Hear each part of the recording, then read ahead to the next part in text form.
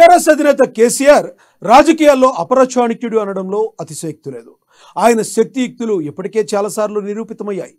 సుదీర్ఘ రాజకీయ అనుభవంలో ఎంతో మంది నేతలు తన సిద్ధాంతాలను వ్యతిరేకించినా తిరిగి వారిని ఒప్పించి దగ్గరకు చేర్చుకోవడం ఆయన రాజకీయ నీతి. మాటలు చెప్పడమే కాదు, చెప్పింది మౌత్ పబ్లిసిటీ అయ్యేలా, ప్రజల్లో గుర్తుండిపోయేలా చేయడం కేసీఆర్కే చెల్లుతుంది. అలాంటి కారు బాస్కి ఇప్పుడు పొలిటికల్లో క్రిటికల్ పరిస్థితి మొదలైంది. 10 ఏళ్లు తెలంగాణలో ఓ వెలుగు వెలిగిన కేసీఆర్ పార్టీ ఇప్పుడు పీకల్లోతు కష్టాల్లో కూరుకుపోయింది. అయినా సరే మా సారు కేసీఆర్ కారుని దారిలో పెడతారని బీఆర్ఎస్ శ్రేణులు ఎదురు చూస్తున్నారు.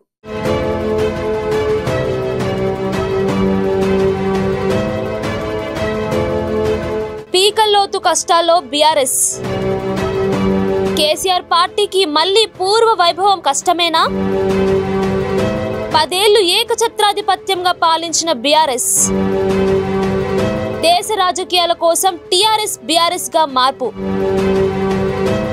వరుసగా అన్ని ఎన్నికల్లోనూ చావు దెబ్బ.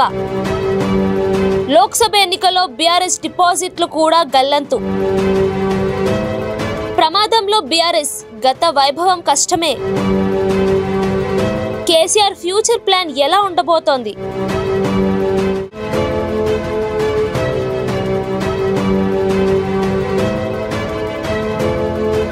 తెలంగాణలో బీఆర్ఎస్ పార్టీ పరిస్థితి దారుణంగా తయారైంది. గత అసెంబ్లీ ఎన్నికల తర్వాత నుంచి వరుసగా తన ప్రభావాన్ని కోల్పోతున్న బీఆర్ఎస్ తాజా పరిస్థితిపై రాష్ట్ర వ్యాప్తంగా చర్చ జరుగుతుంది. పీకల లోతు కష్టాల్లో బీఆర్ఎస్ పార్టీ ఉందని, పార్టీ మళ్లీ కోలుకోవడం కష్టమేనన్న చర్చ రాష్ట్ర వ్యాప్తంగా ఆసక్తికరంగా మారింది. 10 ఏళ్లు వెలుగు వెలిగిన బీఆర్ఎస్ పార్టీ ప్రస్తుతం ఎదుర్కొంటున్న తాజా పరిస్థితి నుండి గట్టెక్కే మార్గం ఉందా అన్న అంశం కూడా ప్రస్తుతం ఆసక్తికరంగా మారింది. తెలంగాణ రాష్ట్ర సాధన కోసం ఉద్యమ పార్టీగా వచ్చిన టీఆర్ఎస్ పార్టీ రాష్ట్ర సాధనలో కీలక భూమిక పోషించి తెలంగాణ రాష్ట్ర ఏర్పాటు నుంచి 10 ఏళ్ల పాటు ఏకఛత్రాధిపత్యంగా పాలన సాగించింది.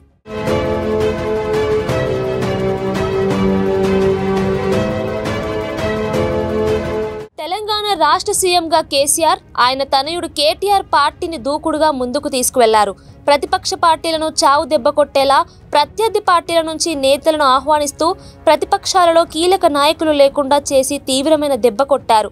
ఇక రాష్ట్ర రాజకీయాలలో తిరుగులేని పార్టీగా భావించి దేశ రాజకీయాలను చేయాలని టీఆర్ఎస్ పార్టీని బీఆర్ఎస్ పార్టీగా మార్చారు. దేశ్ కి నేత కేసీఆర్ అంటూ ప్రధాని రేసులో కేసీఆర్ ఉన్నట్టుగా పెద్ద ఎత్తున ప్రచారం చేశారు.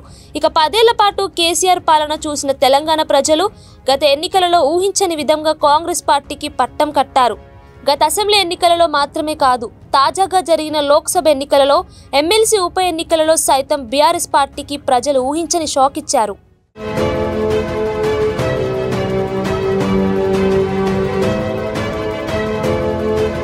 ఇటీవల జరిగిన లోక్సభ ఎన్నికలలో కనీసం డిపాజిట్లు కూడా రాకుండా బీఆర్ఎస్ పార్టీ ఘోర పరాభవం చూడాల్సి వచ్చింది. ఒకవైపు కేసీఆర్ కుమార్తె కవిత ఢిల్లీ లిక్కర్ కుంభకోణం కేసులో తీహార్ జైల్లో ఉండడం, మరోవైపు తెలంగాణ రాష్ట్రంలో జరుగుతున్న ఫోన్ ట్యాపింగ్ కేసు విచారణలో కేసీఆర్ తనయుడు కేటీఆర్ ఉన్నారని ప్రత్యర్థి పార్టీలు టార్గెట్ చేయడం తలనొప్పిగా మారింది.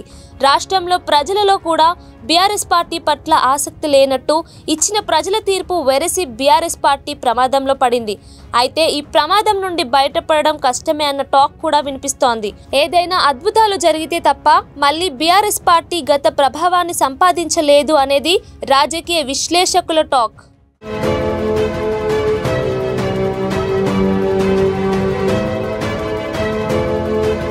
మరోవైపు కేసీఆర్ రాజకీయ ఎత్తుగడలకు ఎంతటి నేతలైనా చిత్తు అవ్వాల్సిందే అనేది గతం నుంచి వినిపిస్తున్న మాట.